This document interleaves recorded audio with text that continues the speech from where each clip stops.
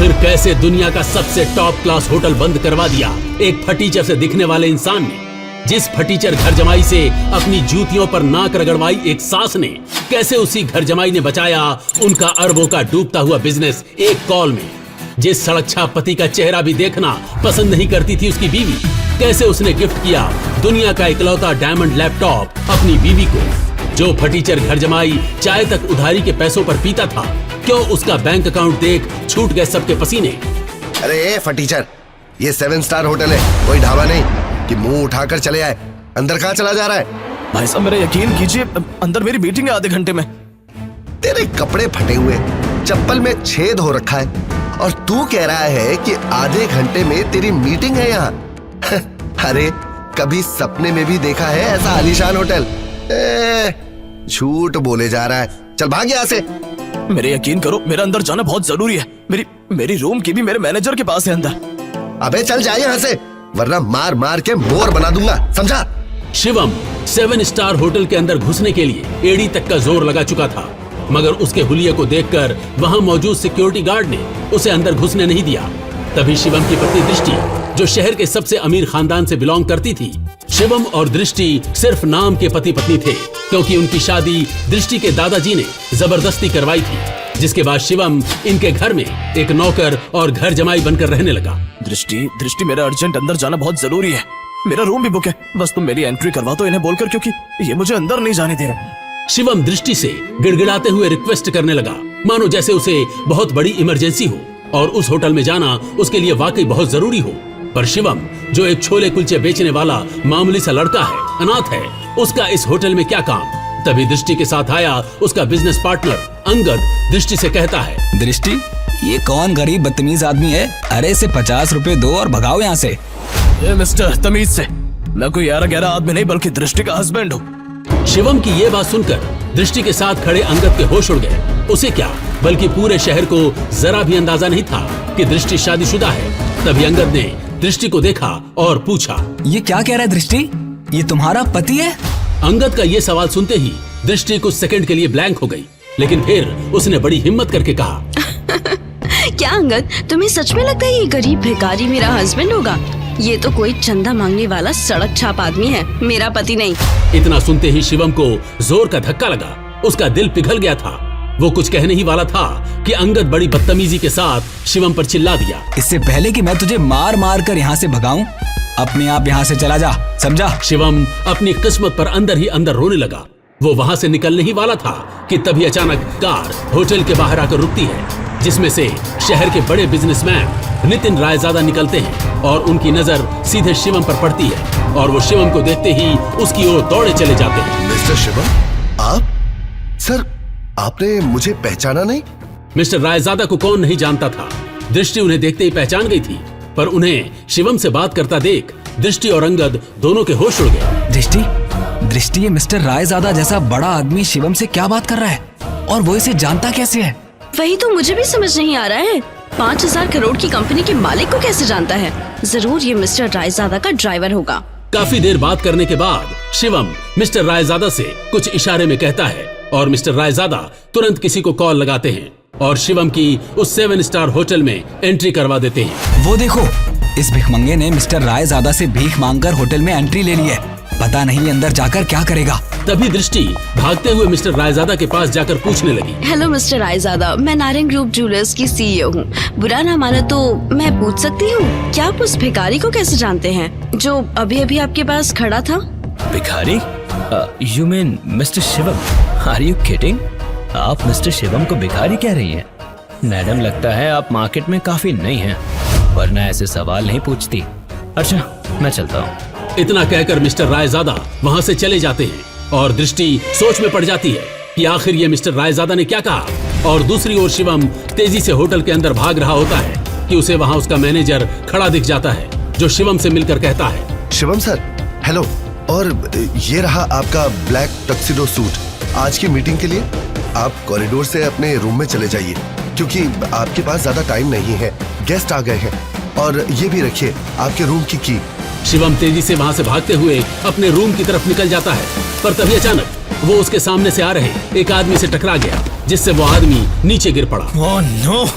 अंधे कहीं के, ये 7 स्टार होटल है, तेरी कॉलोनी का पार्क नहीं।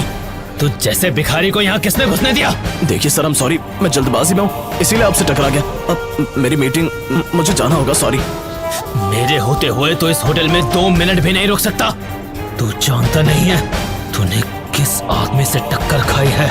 और तभी वो आदमी इतना कहते हुए शिवम का रास्ता रोक देता है और वहाँ 6 बॉडीगार्ड्स आ जाते हैं और आकर शिवम को पकड़ लेते हैं। तेरी इतनी हिम्मत, तूने हमारे सर को धक्का मारा।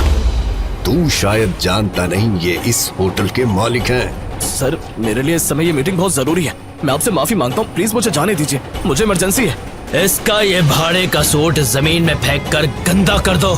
मैं भी देखता हूँ इस जैसा भिखारी कैसे मीटिंग अटेंड करेगा।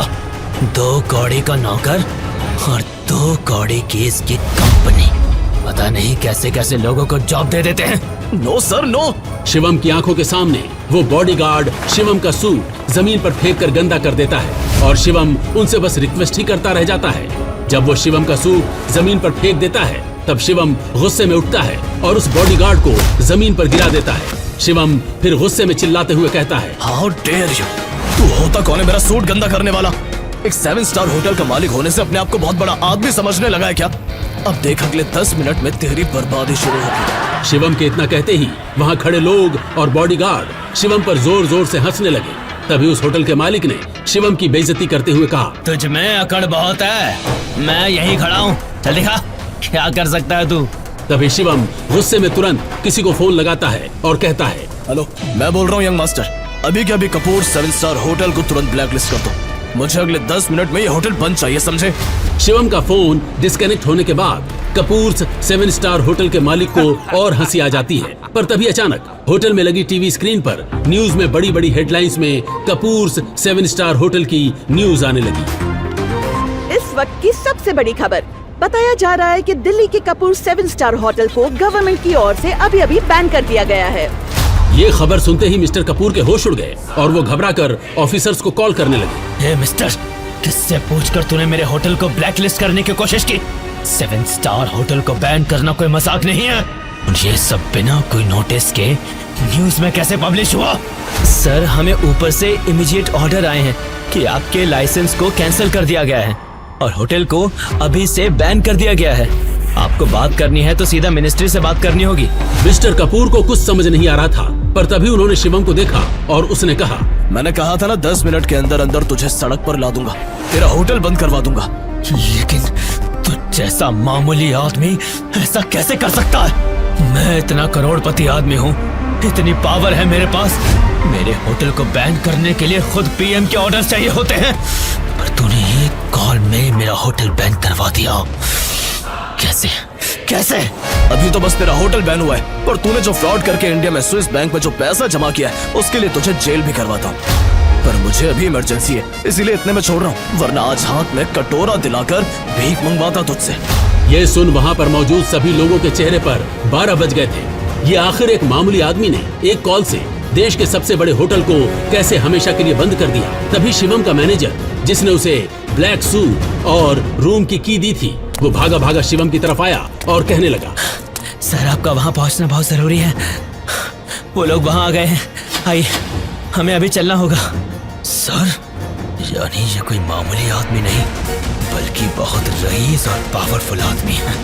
सुनो, तुम्हारा नाम क्या है? शिवम वहाँ से निकलने ही वाला होता है, पर मिस्टर कपूर की बात सुनकर वो रुक गया और उसने घूरकर मिस्टर कपूर को अपना नाम बताया। और ये नाम सुनते ही वहाँ पर खड़े सभी लोगों के माथे पर पसीना आ जाता है और मिस्टर कपूर तो शिवम के पैरों पर गिर जाता है। सर, आप मुझे माफ कर दीजिए सर, मुझे माफ कर दीजिए। मुझे जरा भी पता होता तो मैं आपके लिए खुद होटल रिजर्व करवा देता। सर प्लीज मुझे माफ कर दीजिए, आइंदा ऐसी गलती नहीं होगी। डोंट वरी, जब होटल ही नहीं रहेगा तो गलती भी नहीं होगी। हटो अब। शिवम इतना कहकर अपने रूम की तरफ भागा और जाकर उसमें बैठ गया, पर तभी उसके पास यूएस से कॉल आई। शिवम सर, अब आपको उन लोगों से मिलने की कोई जरूरत नहीं है, हमें डोनर मिल गया है। बड़े साहब अब खतरे से बाहर हैं और हम उन्हें लेकर कल इंडिया ही आ जाएंगे। ओह थैंक गॉड, मैं तो डर ही गया था। आखिर कौन थे वो बड़े साहब? क्या रिश्ता था शिवम का उनसे? आखिर क्या है शिवम की असलियत? आखिर शिवम क्यों इतना बड़ा आदमी होकर जीता था भिखारी वाली जिंदगी? आखिर क्या है शिवम का पूरा नाम? क्या होगा जब दृष्टि को पता चलेगी शिवम की सच्चाई? क्या दृष्टि और शिवम के रिश्ते कभी सुधर पाएंगे? आगे की कहानी जानने के लिए देखिए अगला एपिसोड सिर्फ पॉकेट एफएम के यूट्यूब चैनल पर। और शिवम द हिडन वॉरियर के सारे एपिसोड्स को सुनने के लिए डिस्क्रिप्शन में दी लिंक से डाउनलोड करें पॉकेट एफएम ऐप।